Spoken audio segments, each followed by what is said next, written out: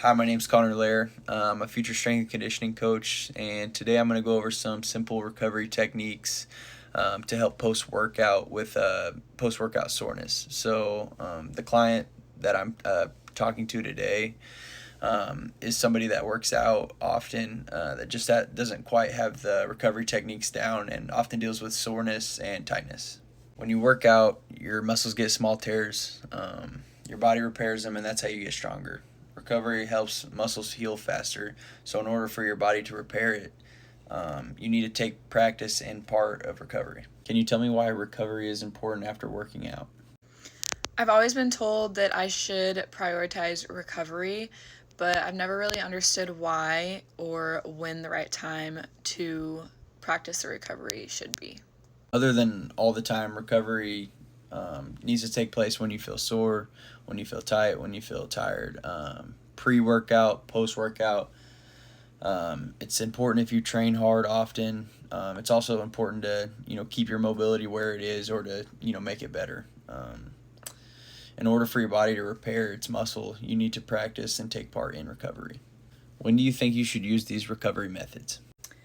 I should use these recovery methods all the time, not just when I'm feeling sore or tired, but definitely before it even gets to that point.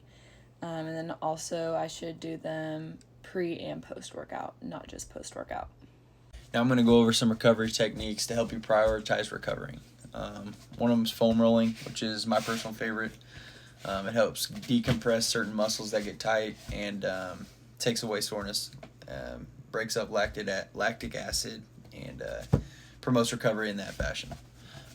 Another thing is, just making sure you're hydrated. Getting 7 to 8 hours of sleep, light stretching before workouts, post workouts. Say you've been sitting down a lot, just getting up and making sure that you're not getting complacent and you're just tight over time. With the foam rolling, I would place it on the ground.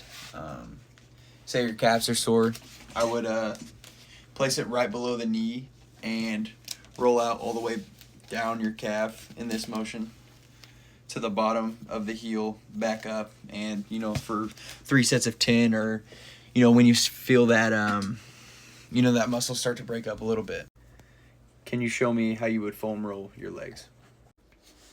Okay, so to foam roll my calves, I'm going to place the foam roller bottom of my knee, then roll all the way to the bottom of my heel like this. After going all the current best recovery techniques that I think you could implement about your current routine, how much would you say you sleep? How much water do you intake daily, and how often do you stretch? I would definitely say I get about 8 hours of sleep per night. And then my water intake, I probably drink somewhere around 40 ounces a day. And stretching, I don't really do much. I maybe will stretch before workout just to warm up a little bit, but once I'm done with my workout, I am done and don't really do anything else. Do you struggle at all with soreness or tightness post-workout? Yes, I definitely struggle with some tightness, especially in my calves. I experience this kind of closer to the ends of my runs and then definitely after my runs, especially if I'm doing a long run, my calves tend to get pretty tight. Yeah, that definitely makes sense. I would, prioritize the recovery technique with the foam roller that we went over. I would even do it pre-workout and also post-workout as well. What do you think would help you the most based on your current routine? I think using the foam roller would definitely help me out the most, especially because, my biggest struggle is tightness in my calves. So rolling those out pre and post workout, I think, would help me the most. Okay, now that we kind of went over all that, I'm going to give you some actions to take moving forward. Kind of like we talked about, making sure you foam roll 5 to 10 minutes. Take the time pre-workout and post-workout. I drink, you said you're at 40 ounces. I drink a little bit more water daily. Just make sure you never get to a part of the day where you're thirsty, especially if you're gonna, say you're gonna go on a big run later. I would add some salt, electrolytes in there with that as well. You said you're at 8 hours of sleep. I think that's a good place to be at. I would try to stay there as much as you can. Besides the foam rolling, a little dynamic stretching where you're moving and not just standing in place.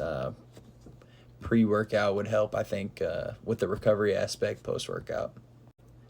Thanks for talking with me today. I appreciate you, your interest in bettering yourself and promoting longevity. That's really everything I wanted to go over, so I appreciate you.